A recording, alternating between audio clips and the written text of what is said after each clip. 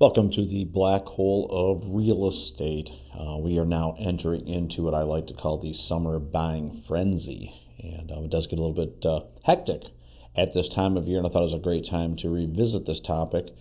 This is your host, Ron Wysakarski, for the black hole of real estate. Summer buying frenzy. This is the time of year where there's the increased activity that causes things to go a little faster and a little differently. And here's what I mean. You see, everybody just finished up their taxes. At least most of people have done their taxes, unless they got some corporate returns lingering or filed an extension. But for the vast majority of people, taxes are done. So they know their financial picture. The documents are readily available if they're going to finance. And sometimes the financial advisor or CPA mentions that you may need to sell a property or buy a property as part of a tax strategy. So that introduction into the market puts energy, puts people out there. And then you've got people that are finishing up, staying in the warm weather areas and saying to themselves, you know what, this is the last year we're going to spend in Florida, we're going to sell a property. On the other side of that, there's people that are getting ready to retire.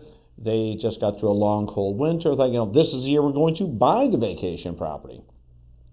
I'll continue down the road of that. There's people who have rental properties, maybe short-term rentals like the Airbnb type. And as the numbers are not looking as good as they have in years past due to hotel competition, and some people were doing it without the licensing and they got caught on that, now they've either got to go to long-term rentals where the results may not be as sexy and good, or they're going to sell those properties. Now, on the other side of that, there's someone looking to buy more investment properties because they're having success with it. And just when you thought you've got a really crowded room, then we enter the families that are involved in schools. So now who needs to move to the right school district so their little ones can play in the right soccer team or maybe take the right academic track? Maybe they are blending a family and are getting more people in the home. They need more space, and we're just trying to get through the school year, but now that that's over, they're ready to move. Maybe someone just had their last child move on, through graduation and either on to college or into business. So with these things going on, we have all these different reasons that people are looking to move over the summer.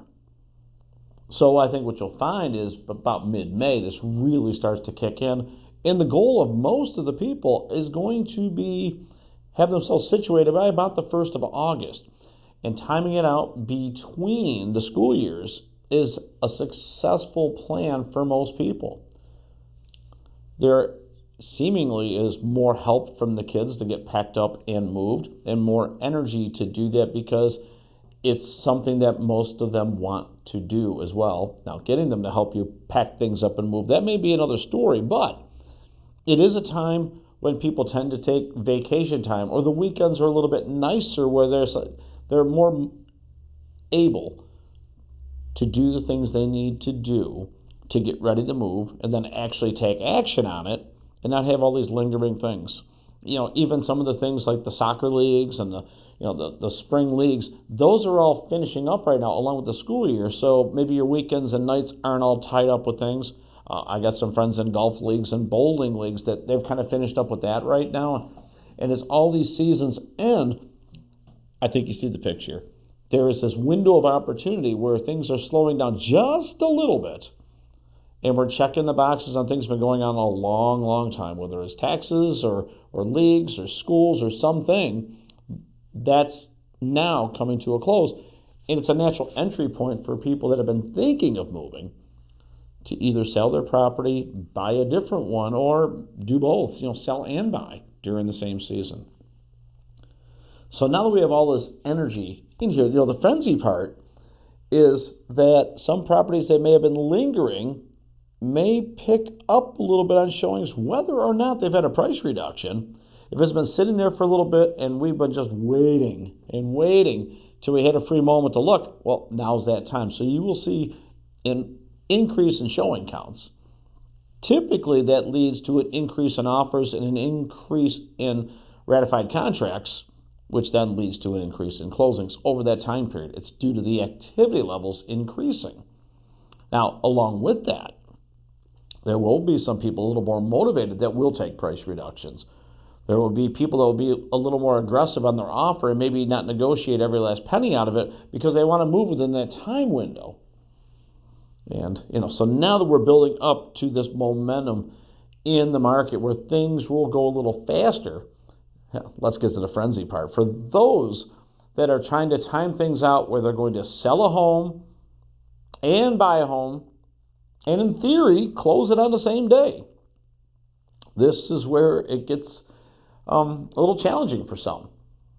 And if you're going out there thinking that, well, you know what, I really don't want to put my house on the market until I find one that I want. Fair enough. So as you're going on the market looking at properties, if you are able to purchase without selling your home, you're probably in really, really good shape, whether it's a cash purchase or financing that you can do where your debt-to-income ratio is such that you don't have to sell your house. Now, most people don't want the double mortgage thing, but if you could purchase a home, close on that, move into the next one, your mortgage payment typically is like a month into the future, so you may not have double mortgages except for maybe 1 month. And for a lot of people, it's a great strategy if it works out financially to be able to do it that way. Now, if you do not have that advantage, now if you're making an offer before you're on the market or before you're under contract, you're going to make a contingent offer, which means that I'll buy your home as long as my home sells and closes by this date. And you'll build in some protections that says if your home doesn't sell by a certain date, that you get your escrow money back. And that works out really good for the buyer to do it that way, but for the seller who also wants to move in the same time window, what they're thinking is that, well, geez, I don't want to be tied to this buyer for a month only to find out they couldn't sell their house or it was overpriced or something happened to the inspections, then their deal goes south. So the sellers might be a little hesitant to engage in a deal with that type of a contingency. Now, the reason they might do it is if there was escrow money that was non-refundable, or maybe the inspection period was short, which then caused the money to be non-refundable, except there's still the contingency that you got to sell my house or get a mortgage or one of those things. So the sellers are going to be a little bit hesitant to engage in a buyer who has multiple contingencies. And I think that makes sense. If you put it on the other side, if you're trying to sell your home first, that's great. But now you're terrified because what if my home sells too quickly? And then I got to go find a property. So I go out there, I put my house on the market, it sells like on the first day. And I've been looking for months and months and I haven't seen anything. And now I've got like 10, 15, 20 days to pick out a house, whether I like it or not. That becomes uncomfortable for people that really want to continue to own. But at the price points that we're seeing, $400,000 or $500,000, do you really want your third, fourth, fifth best option? You probably want your top 1 or 2 option. So it's going to be, I'm going to use this word again, that frenzy where the buyers want to be certain that they find the right house and try to get under contract with contingencies. And sellers, being terrified to go on the market before they find a property, might be a little hesitant if the offer comes in too quickly because now they're in a rush to find a property and now they may have to compete and pay a little bit more for it because of the ease and convenience to close within a certain timeline, for most, ideally over the summer before August 1st. So now that you've got a sense of these things, what could possibly go wrong? Well, maybe the inspections go sideways, or it's going to take a little longer to get repairs done. Maybe, just maybe, the appraisals are a little bit off, or someone changes jobs or loses a job, and now the financing goes sideways. Maybe you're trying to line it up for a closing, and you've got the moving truck backed up, and you are ready to purchase, except that you need the money from your closing. And let's just suppose that you're going to sell your house in the morning at 10 o'clock and be homeless till about 3 o'clock when you go sign your paperwork and then exchange that money for that property later in the day. And you're all set. Everything's on the moving truck. It couldn't be better, except your 9 o'clock closing will go sideways, and maybe they can't close that day. Well, now your closing in the afternoon can't possibly happen. And this is where the stress factor comes in. This is the frenzy that's going on.